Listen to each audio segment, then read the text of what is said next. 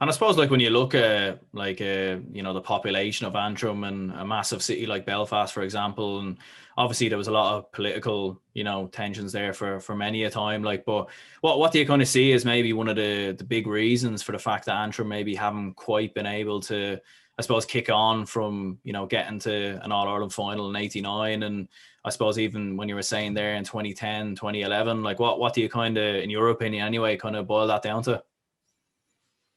They're obviously, yeah, you're right. There's been things, historically, and Antrim that's probably held us back slightly, in terms, and that goes across the whole province, I suppose, of Ulster, maybe, um, certain aspects of that. But um, it's hard to know. I don't know if I could put my finger on one specific thing that's caused it, that sort of way. But probably the main thing for us, I'd say, is just the geographical sort of divide, or look, how far we're away from the teams that are playing at the top level, week in, week out.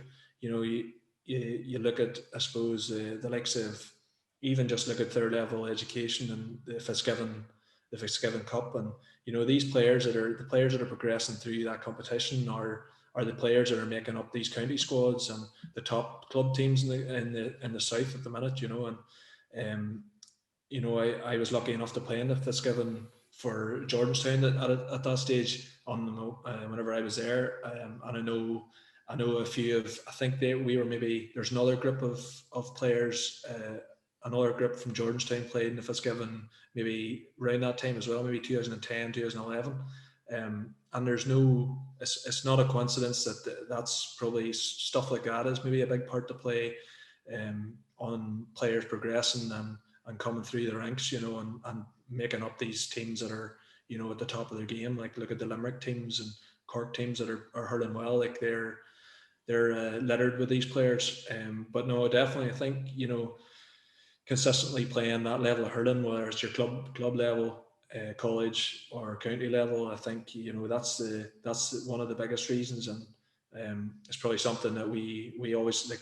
If we're going to travel down south, we have to, probably one of the closest teams we can play, in terms of Division One, is Dublin, or Laois. That's a hell of a distance away. Really, whenever you look at it.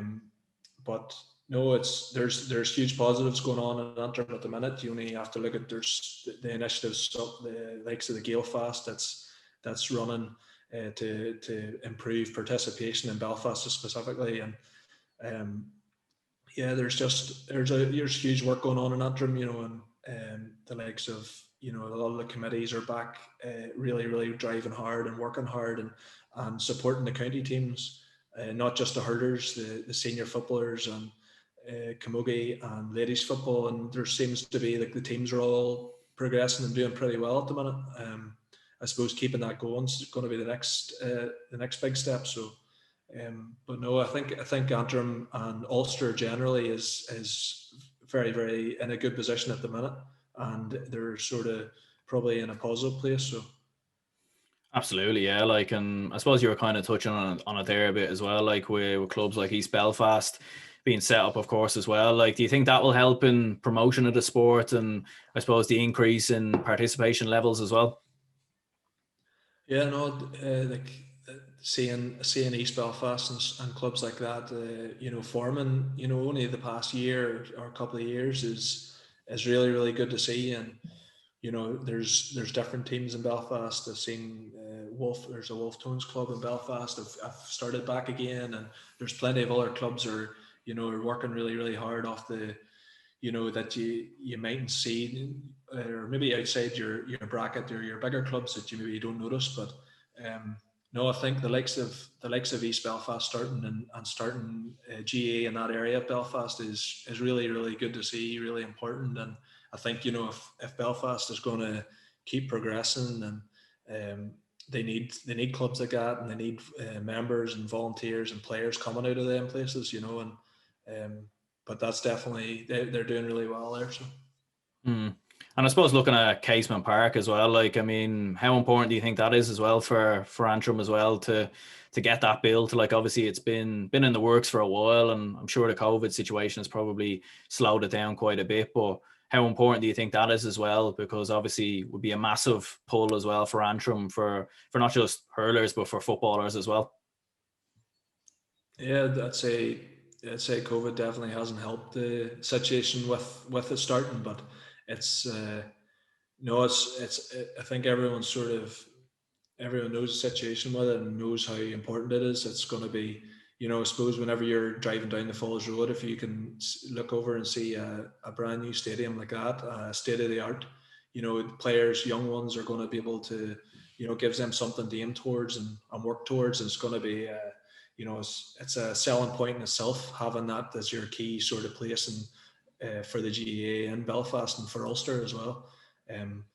But no, I think there's a lot of stuff around that and a lot of stuff around GAA that casement's probably one of the key and central parts to that. And you can only imagine like Ulster finals coming back there, every year, and the number of GAA people and young ones and players coming into the city, and that'll only be positive for Antrim and for Ulster. Having your second biggest city in the island, driving with the GAA, and like there's huge pockets of Belfast and parts of the country up here that just don't play or aren't involved in GAA at all. That's one thing. You look at the population, but there are huge pockets that just wouldn't consider it. Be that politically, or be that just don't have maybe the resources aren't there to try and push it in there, and it's starting to turn. And things like Casement Park will be, flagship for stuff like that happening. So, no, hopefully the green light's give on it. The full green light has been sort of talked about slightly about this. It's starting, but nothing's really started yet. So we're still sort of waiting on the full go ahead, hopefully.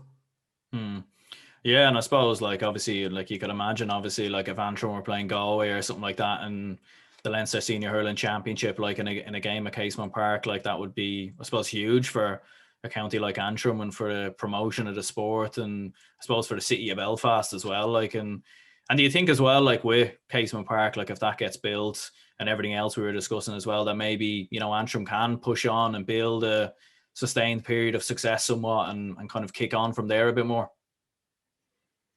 I think there's definitely potential there.